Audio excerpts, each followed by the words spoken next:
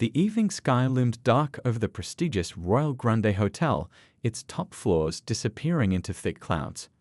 Inside the penthouse suite on the 45th floor, James Chen stood by the floor-to-ceiling windows, his reflection ghostly against the rain-streaked glass.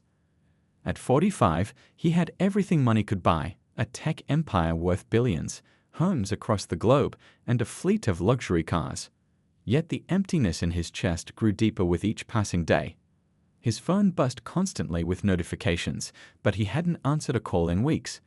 The last board meeting he'd attended via video conference, his executives had noticed his disheveled appearance and distracted responses.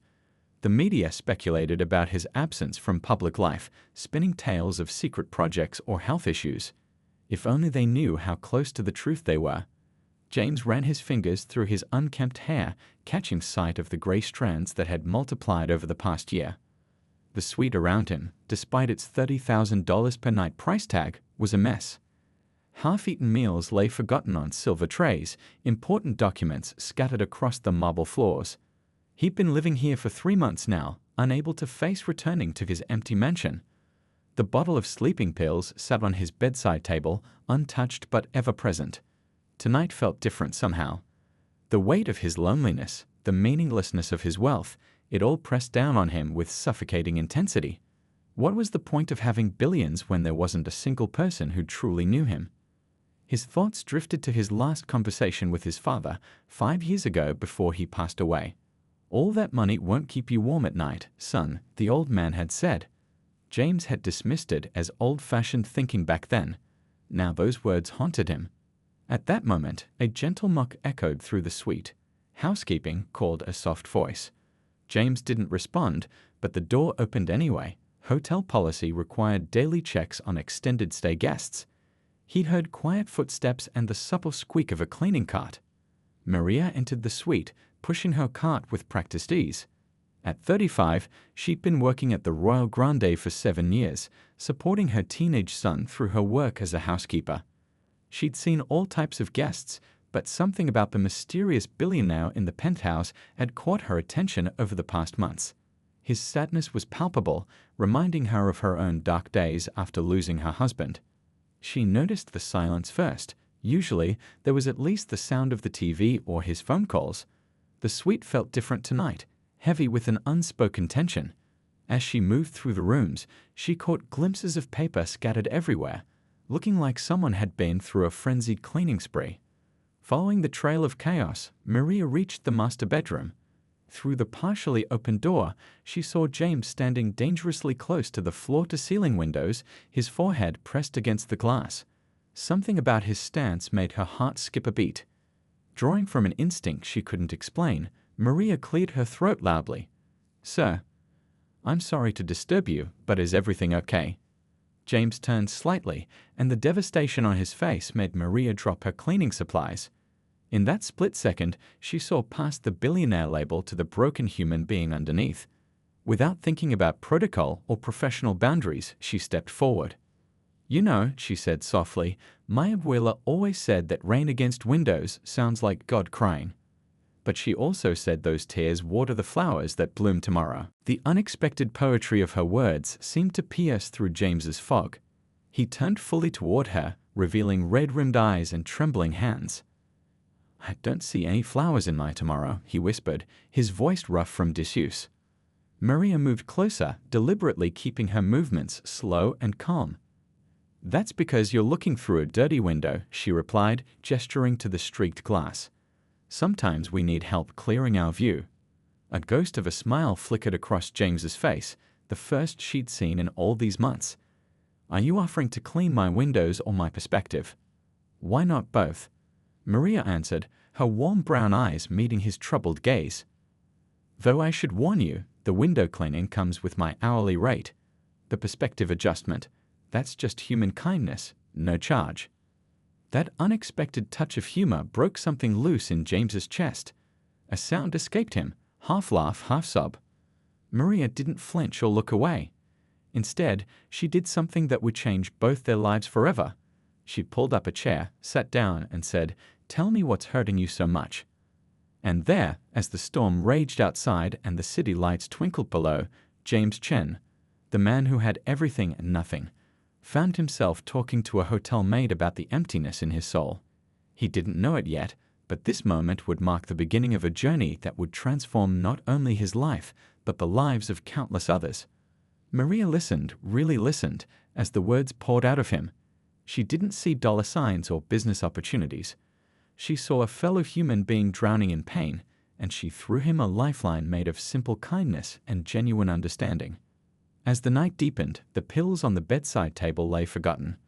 Sometimes, hope arrives in unexpected packages, and salvation wears a hotel uniform, pushing a cleaning cart and carrying wisdom passed down from an abuela who understood that even the darkest nights eventually give way to dawn. That night in the penthouse marked a turning point, though neither James nor Maria realized it at the time. After their conversation, James had fallen into an exhausted sleep on the leather sofa, while Maria quietly went about her cleaning duties, keeping a watchful eye on him.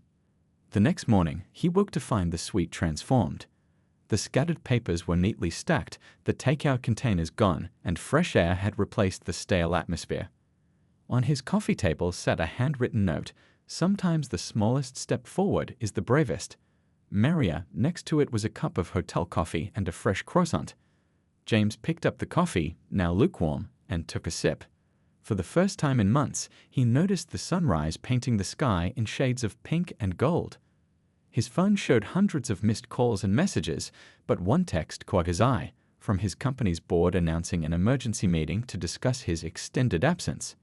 He should have felt panicked, but something had shifted inside him. The previous night's conversation with Maria kept replaying in his mind. She'd shared stories about her life, raising her son alone after losing her husband, working multiple jobs to make ends meet, yet still finding joy in simple moments. Her strength had made his own struggles feel both valid and somehow manageable. Running his fingers through his hair, James made his first decisive move in months.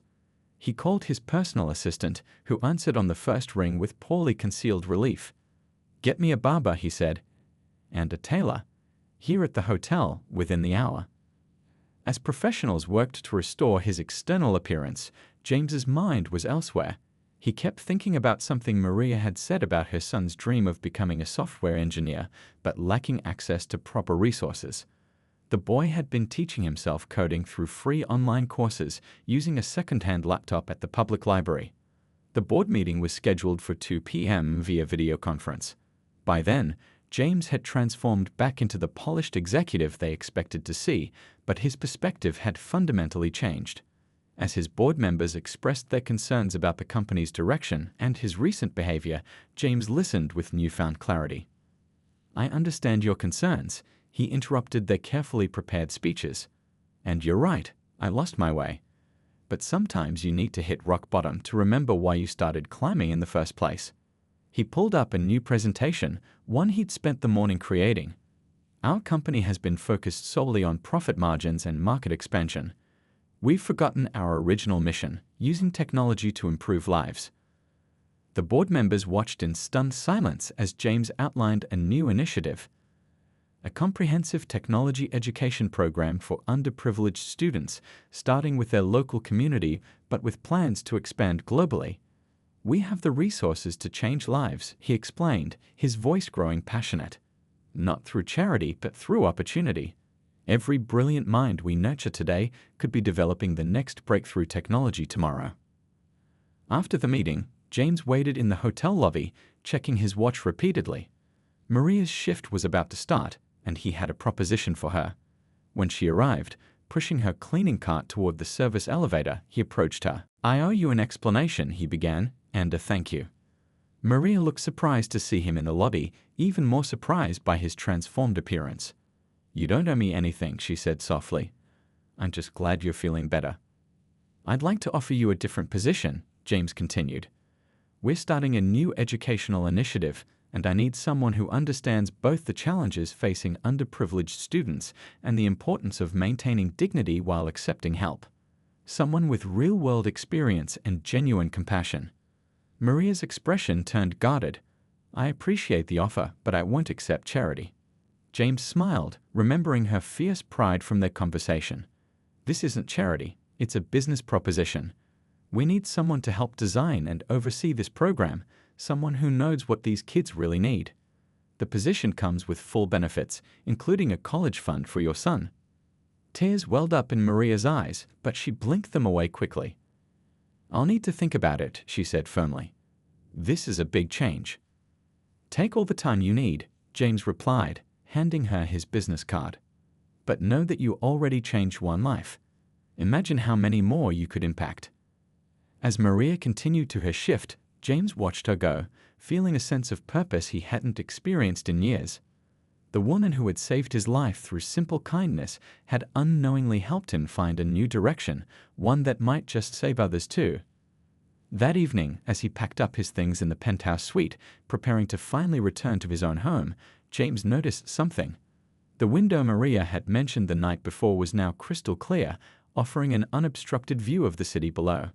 Sometimes, he realized, you just need someone to help you clear away the smudges to see the possibilities waiting on the other side. The pills that had sat on his bedside table were gone, discreetly disposed of by Maria during her cleaning. In their place was another note: "Every darkness has its dawn. Keep walking forward." James tucked the note into his wallet, knowing he'd want to remember these words in the days ahead. A new chapter was beginning, not just for him, but for countless others who would be touched by the ripple effects of one maid's compassion and one billionaire's awakening. The real work was just beginning. 3 weeks had passed since James's transformation began. He'd thrown himself into developing the education initiative, but his thoughts often drifted to Maria, who still hadn't given him an answer about the position. He respected her careful consideration. It was exactly this thoughtfulness that made her perfect for the role. One rainy afternoon, while reviewing proposals in his office, his assistant announced an unexpected visitor. Maria stood in his doorway, still in her hotel uniform, clutching a one notebook. "I've been thinking," she said, walking in with quiet confidence. "If I take this job, I need to know it will really help people, not just look good in company reports." James gestured for her to sit. "I wouldn't want it any other way." Maria opened her notebook, revealing pages of carefully written notes. "I've been talking to the other housekeepers, the kitchen staff, the maintenance workers, anyone with children dreaming of a better future. I'd written down their struggles, their hopes." She looked up at him. "These are real stories that need real solutions." For the next 2 hours, they sat together, going through her notes. Maria spoke about single mothers working double shifts to afford internet access for their children's homework, about talented teenagers sharing one old computer between siblings, about bright minds dimming under the weight of limited opportunities. James listened, occasionally jotting down notes of his own. Maria's perspective was invaluable. She saw things his team of highly paid consultants had missed entirely. "There's this girl," Maria said. "Her mother works in hotel laundry. She's teaching herself graphic design using the hotel's business center computers after midnight. Her work is amazing, but she can only practice for an hour before her mother's shift ends." James leaned forward. "What if we started with a 24-hour learning center, equipped with everything they need: computers, software, quiet study spaces? We could convert one of our empty office buildings downtown." Maria's eyes lit up. "And offer transportation vouchers. Many families can't afford bus fare across town." "We could provide mentorship programs too," James added, growing excited. "I know plenty of successful professionals who would volunteer their time." As they brainstormed, the lines between billionaire and housekeeper blurred. They were just two people who wanted to make a difference, each bringing their unique perspective to the table. That evening, James insisted on driving Maria home. As they pulled up to her modest apartment building, she finally gave him her answer. "I'll take the job," she said, "but I have conditions." "I'm listening." "I want to start small and prove the concept works before expanding. No flashy announcements or press releases, and I want to keep working some hotel shifts, at least for a while. These families need to see that success doesn't mean forgetting where you came from." James nodded, admiring her wisdom. "Agreed. When can you start?" "I already have," she smiled, holding up her notebook. Over the next few weeks, their partnership flourished. Maria's practical experience perfectly complemented James's business acumen. They started with a pilot program, converting a small office space into a learning center. Maria insisted on simple but dignified decor, nothing too luxurious that might intimidate students, but nice enough to make them feel valued.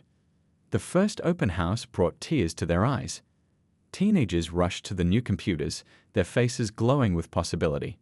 Parents hugged Maria, recognizing her from the hotel, seeing hope in her transition from housekeeper to program director. James watched from the background, not wanting to overshadow the moment with his presence. He observed Maria moving through the crowd, greeting everyone by name, making each person feel seen and heard. She had a gift for connecting with people that no amount of money could buy. One evening, as they were leaving the center after a successful coding workshop, Maria noticed James looking different, lighter somehow, more at peace. "You've changed," she said simply. "You changed me," he replied. "That night in the hotel, you saw me as a person, not a bank account. Do you know how rare that is in my world?" Maria considered this. Maybe that's why you were so lonely before. When people only see your wealth, they miss your worth. Her words hit home. James had spent years surrounding himself with people who valued his money, his connections, his power. Maria had been the first person in a long time to value his humanity. As they walked to their cars, a group of students from the center passed by, calling out happy goodbyes to both of them. James felt a warmth in his chest that no business deal had ever provided. "We make a good team," he said. "We do," Maria agreed. "You know why? Because we both understand that every person has value, regardless of their bank balance." That night, driving home, James thought about how his life had changed. The emptiness that had nearly consumed him was being filled, not with more wealth or achievements, but with purpose and genuine connections. His phone buzzed with a text from Maria. "Remember that cleaning cart that brought us together? Just found out it's being retired. Thinking we should keep it as our program's mascot." A reminder that help can come from unexpected places. James smiled. The cleaning cart that had saved his life, now potentially saving others. Sometimes the best transformation started with the simplest moments. His father had been right. Money couldn't keep you warm at night, but purpose and genuine connections could light a fire that never went out. The media eventually caught wind of James's transformation and the mysterious woman behind it. News vans started appearing outside the learning center, reporters desperate to uncover the story of the billionaire and the housekeeper who had seemingly tamed his wild ways. "This is exactly what I was worried about," Maria sighed, watching from the window as another reporter attempted to interview students entering the building. The headlines had been relentless. "Billionaire's guardian angel," "Hotel maid turns life coach," and "Rags to riches." "Housekeeper catches billionaire's eye." James felt responsible for the unwanted attention. "I'm sorry. I should have known this would happen." Maria straightened her shoulders, her expression determined. "We can't let this distract from our work. These kids need stability, not circus acts." The situation reached a breaking point when a particularly aggressive reporter cornered Maria's son outside his school, questioning him about his mother's relationship with James. When Maria heard about it, she was furious. "That's it," she declared, storming into James's office. "We need to address this head-on, not for us, but for the program." Together, they organized a press conference, but on their own terms. Instead of holding it at the corporate headquarters, they hosted it at the Learning Center. Students and their families were invited to attend, forming a protective barrier of real stories and genuine impact. Maria stepped up to the microphones, her voice steady. "Yes, I was a housekeeper. I still am, 1 day a week, because honest work is nothing to be ashamed of. But this story isn't about me, and it's not about Mr. Chen. It's about believing that everyone deserves a chance to reach their full potential." The reporters scribbled frantically as she continued. "Want a story? Look at these students. Look at their projects, their dreams, their determination. That's your headline." James watched from the sidelines, admiring her strength. When it was his turn to speak, he kept it simple. "Success isn't measured by the money in your account, but by the lives you touch. Maria taught me that, and now we're working together to pass that lesson on." The press conference changed the narrative. Instead of focusing on possible romance or scandal, reporters began covering the actual impact of their program. Stories emerged about students landing internships, families breaking cycles of poverty, and communities being transformed. But the attention brought unexpected challenges. Some of James's wealthy associates began questioning his judgment. At a charity gala, he overheard someone referring to Maria as his pet project. "Did you hear?" A board member's wife whispered loudly. "He's let that maid take over half his charity division. She probably has him wrapped around her finger." James's grip tightened on his champagne glass, but before he could respond, he felt a gentle touch on his arm. Maria had arrived, looking elegant but understated in a simple black dress. "Those whispers used to bother me," she said quietly. "Then I remembered something my mother told me. Los perros ladran, pero la caravana pasa. The dogs bark, but the caravan moved on." James smiled, feeling his anger dissolve. "Your mother sounds wise." "She was a housekeeper too," Maria replied, her head held high. "And she raised a daughter who isn't afraid to stand in any room." Throughout the evening, Maria proved her point. She engaged effortlessly with business leaders, sharing stories about their program's success. Her authentic passion and clear vision impressed even the most skeptical observers. Later that night, as they walked through the hotel's garden discussing their next project, James realized something had shifted between them. The initial boundaries of benefactor and employee had evolved into something deeper, a partnership of equals, each bringing their own strength to their shared mission. "You know," he said, "when I first offered you this job, I thought I was the one giving you an opportunity.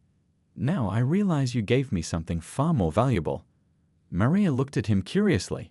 "What's that?" "A reason to wake up excited about the day ahead. A chance to make a real difference, not just a profitable quarter." She smiled, understanding perfectly. That's the thing about true partnership, it lifts both people higher. As they continued their walk, they passed a group of hotel housekeepers heading to their shift change. The women called out warm greetings to Maria, who stopped to chat with each one. James watched, struck by how she moved so naturally between these different worlds, never losing her authenticity. "We should start a scholarship program specifically for service workers and their children," he suggested as they resumed walking. "Your story could inspire so many others." Maria considered this. "On one condition, we make sure it honors not just academic achievement, but also work ethic and character.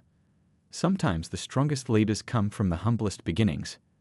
As the evening drew to a close, they found themselves back at the Learning Center, where a late-night coding class was still in session. Through the windows, they could see students bent over computers, their faces illuminated by screens, their futures growing brighter with each passing day. "This is what matters," Maria said softly. "Not the gossip, not the headlines. This right here, real people, real changes, real hope." James nodded, feeling a profound sense of peace. The whispers and judgments of his old social circle seemed insignificant compared to the meaningful work they were doing. Together, they were writing a different kind of success story, one measured not in dollars, but in transformed lives. The Learning Center had become a beacon of hope in the community. 6 months after its opening, the halls buzzed with activity from dawn until late evening. James found himself spending more time there than at his corporate office, drawn by the energy and purpose that filled the space. One afternoon, while helping a group of students with their robotics project, he noticed Maria standing in the doorway, watching with an odd expression. "Everything okay?" he asked as the students packed up their materials. "More than okay," she replied. "I was just thinking about how different you are from that man I found in the penthouse. Remember how you said you couldn't see any flowers in your tomorrow?" James nodded, remembering that dark night that felt like a lifetime ago. "Well, look around," she gestured to the center. "You've helped plant a whole garden." Their success had inspired James to expand his vision. He began attending community meetings, listening to local needs rather than making assumptions. Maria's influence had taught him the value of understanding problems from the ground up. One evening, while they were reviewing expansion plans, Maria shared an idea she'd been nurturing. "I want to start a mentorship program where our successful students come back to teach others. Create a cycle of giving back." "That's brilliant," James replied. "We could offer part-time teaching positions to students who graduate from our program. They'd understand exactly what our new students are going through." As they worked late into the night, mapping out the details, James couldn't help but notice how naturally they complemented each other. His business expertise merged seamlessly with her community insight, creating solutions neither could have developed alone. The next day, James visited his old corporate office to share their new initiatives with the board. The contrast between the sterile boardroom and the vibrant learning center struck him deeply. Here, success was measured purely in profit margins and market share. "I've been thinking," he announced to the surprised board members, "we need to restructure our corporate giving. Instead of just writing checks, we need to invest in human potential." He presented Maria's mentorship program idea, along with plans to replicate their learning center model in other cities. Some board members shifted uncomfortably, but others leaned forward, intrigued. "This isn't charity," he explained. "It's investing in our future workforce. Every student we help today could be developing tomorrow's breakthrough technology." Later that week, Maria orchestrated a community dinner at the center, bringing together students, parents, and local business owners. The aroma of home-cooked dishes filled the air as people shared their stories and dreams. James sat with a group of parents, listening as they discussed their hopes for their children. One mother, a bus driver, spoke about her daughter's newfound confidence since joining the program. "She used to be ashamed when her friends asked what I did for a living," she said. "Now she's proud to tell them her mom drives the city bus that brings kids to their coding classes." Maria, moving between tables with natural grace, caught James's eye and smiled. She understood what these moments meant to him, the genuine connections, the real impact, the sense of belonging he'd never found in his wealthy circles. As the evening wound down, they found themselves in the center's small garden, a project the students had started to learn about sustainable technology. The evening air was warm, filled with the scent of herbs and flowers. "I've been offered a position on the city's education board," Maria told him. "They want someone who understands both the challenges and the solutions." James beamed with pride. "You'll be amazing. You already are." "It's strange," she mused, touching a fragrant basil leaf. "A year ago, I was cleaning hotel rooms. Now I'm helping shape education policy. Life has mysterious ways of leading us where we need to be." "Sometimes we need someone to help us find the path," James replied softly. "I was lost until you showed me what really matters." Their conversation was interrupted by a student rushing out to show them a coding project she'd just completed. The girl's excitement was contagious, her pride in her achievement lighting up the growing darkness.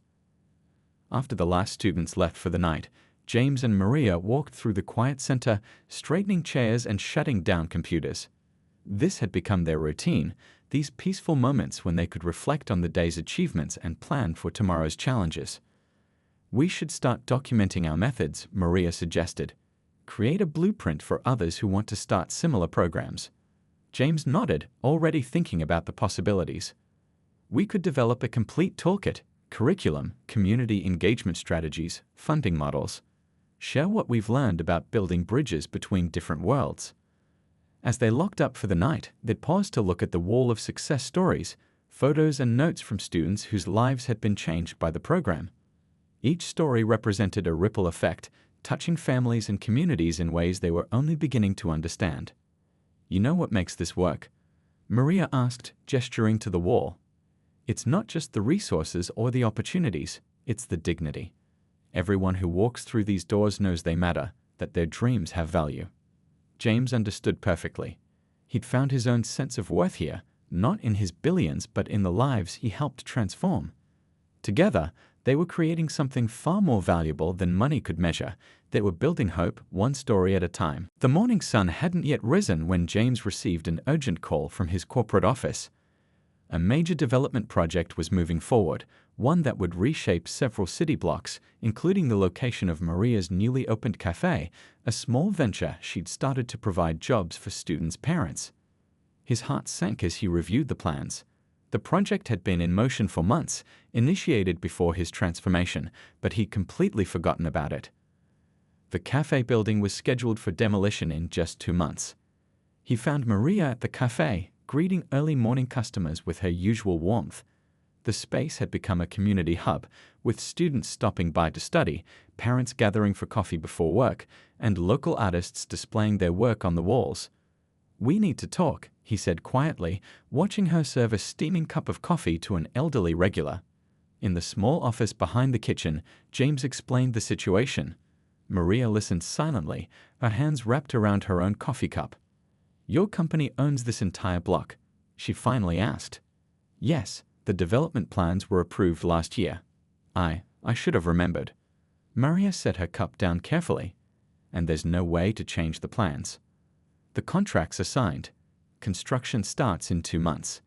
He ran his hands through his hair, a gesture of frustration she recognized from their early days. I can help you find a new location, cover all the moving costs. It's not about the money, James. Maria's voice was quiet but firm. This cafe represents everything we've been teaching our students about creating opportunity, about building something meaningful.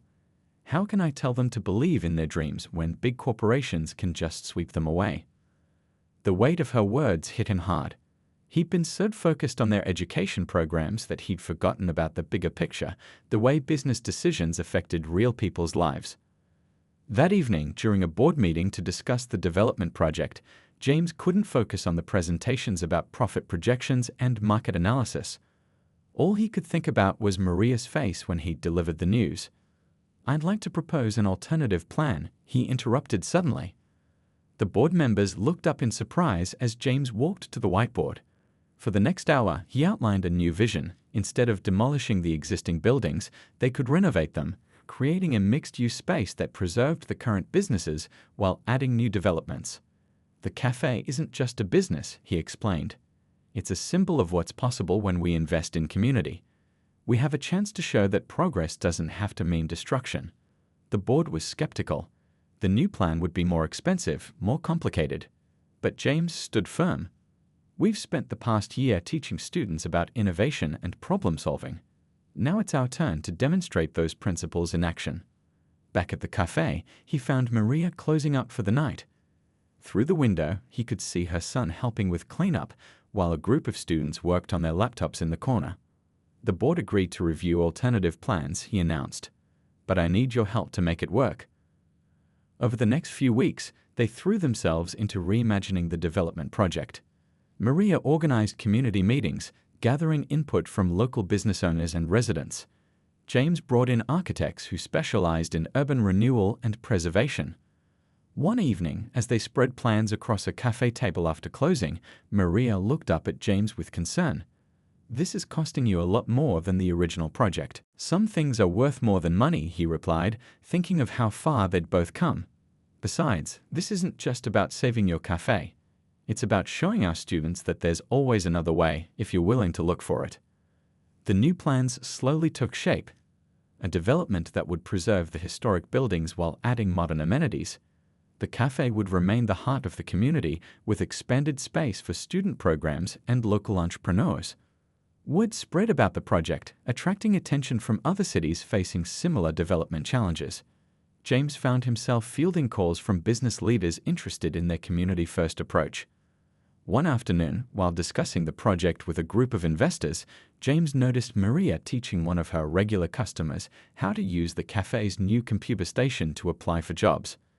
That's what real development looks like, he told the investors. Not just changing buildings, but changing lives. The crisis had brought them closer, revealing new depths to their partnership. James had proven he was willing to fight for their shared values, even when it cost him financially. Maria had shown him how to turn challenges into opportunities for greater impact. As they worked late into the night, finalizing details for the revised development plan, Maria suddenly laughed. "What's funny?" James asked, looking up from his laptop. "Just thinking about how far we've come. A year ago, I was cleaning your hotel room. Now we're redesigning city blocks together." James smiled, remembering that dark night that had changed everything. Life has a way of putting the right people in our path at exactly the right moment. Looking around the cafe, at the space that had nearly been lost but would now become something even more meaningful, they'd both felt the truth of those words. Sometimes the biggest crises led to the most beautiful transformations if you were brave enough to imagine a different way forward. The last customer waved goodbye as they left, and Maria flipped the sign to closed. Tomorrow would bring new challenges, but tonight they could savor their victory, not just saving a building, but preserving a piece of hope in their community's future. 1 year had passed since that fateful night in the penthouse. The Learning Center had expanded to 3 locations, the cafe was thriving in its renovated space, and the development project had become a model for community-conscious urban renewal. On a warm spring evening, James and Maria stood on the rooftop garden of the original learning center, surrounded by flourishing plants tended by their students. The city stretched out below them, twinkling with possibility. "Remember when you talked about not seeing any flowers in your tomorrow?" Maria asked, touching a blooming rose. "Now we're literally standing in a garden you helped create." James smiled, thinking about how much had changed. Their foundation was now supporting similar programs in cities across the country.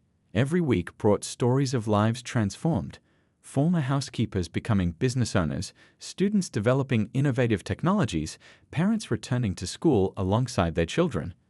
"We should tell our story," Maria said suddenly. "Not for publicity, but to show others what's possible when people from different worlds come together." That evening they gathered in the cafe after hours. Students, parents, teachers, and community members filled every seat, sharing stories of their journeys. One of their first students, now running her own tech startup, stood to speak. "A year ago, I was afraid to dream too big," she said. "Now I know that with the right support, any dream is possible."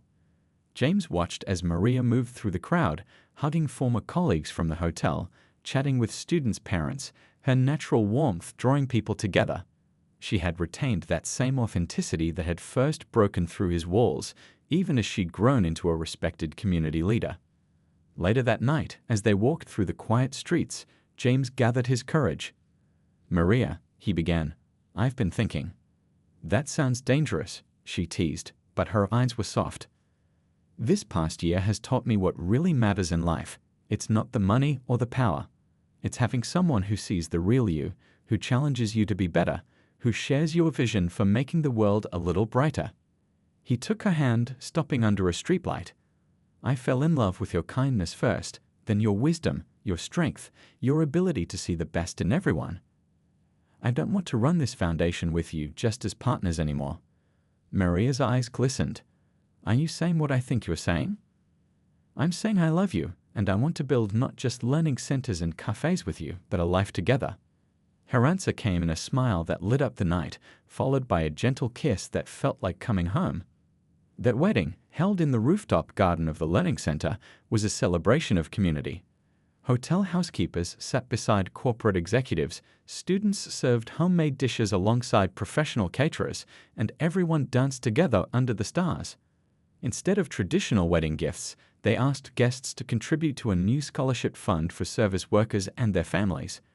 The response was overwhelming, with donations pouring in from around the world as their story spread. 1 month after their wedding, they launched their biggest project yet, a comprehensive program to bridge the gap between service workers and professional opportunities. It wasn't just about education anymore, but about creating entire ecosystems of support and opportunity. "You know what makes me happiest?" Maria asked one evening as they walked home from the center. "Seeing former students become mentors, watching people who never thought they had anything to offer discovering their gifts." James squeezed her hand. "You taught me that everyone has something valuable to contribute. We just need to create the right conditions for those gifts to bloom." Their story became legend in the city, the billionaire and the housekeeper who found love while changing lives. But those who knew them best understood that it was never about their differences. It was about two souls who recognized in each other the same deep desire to make the world better. As they stood on their cafe's patio 1 year after their wedding, watching the sunset paint the sky in brilliant colors, Maria leaned against James's shoulder. "Sometimes I wonder what would have happened if I hadn't knocked on your door that night," she mused. "I believe some souls are meant to find each other," James replied. "We might have taken a different path, but we would have found our way to this moment." Looking out at their transformed community, the thriving businesses, the empowered students, the renewed sense of hope, they knew their journey was just beginning. There were more lives to touch, more dreams to nurture, more love to share. Their love story had become more than just a tale of two people finding each other. It was a testament to the power of seeing beyond surfaces, of believing in possibility, of choosing hope over fear. It was proof that when hearts align with purpose, miracles can happen. As the last rays of sun faded from the sky, they turned to head inside, where their extended family of students, teachers, and dreamers waited to share another evening of learning, laughter, and love. Their tomorrow was blooming with more flowers than either could have imagined on that fateful night, and they were ready to tend this garden together for all the days to come.